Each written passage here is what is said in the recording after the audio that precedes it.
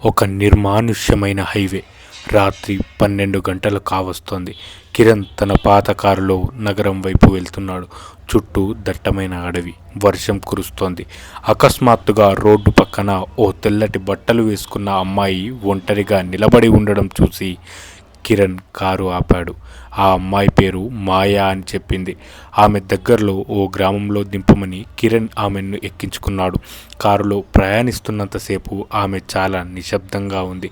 ఆమె 2 చేతులు మంచులా చల్లగా ఉన్నాయని కిరణ్ గమనించాడు. కొంత దూరం వెళ్ళాక మాయ ఒక పాత భవనం దగ్గర కారు ఆపమని అడిగింది. ఆమె దిగి వెళ్ళిపోయాక కిరణ్ తన కారు వెనక సీట్లో ఆమె మర్చిపోయిన ఆ గొలుసులను చూశాడు. మరుసటి రోజు ఉదయం ఆ గొలుసులను ఇవ్వడానికి కిరణ్ ఆ పాత భవనానికి వెళ్ళాడు. అక్కడ ఒక వృద్ధుడు ఉన్నాడు. కిరణ్ ఆ గొలుసులు చూపించి, నిన్న రాత్రి ఓ అమ్మాయి ఇక్కడ దిగింది, ఇది ఆమెది అని చెప్పాడు.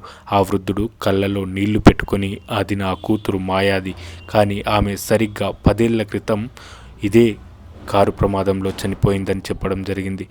కిరణ్ షాక్ అయ్యి తన చేతిలోని గొలుసులను వైపు చూశాడు. ఆ గొలుసులపై రక్తం మరకలు పాతవిగా మారి ఎండిపోయి ఉన్నాయి.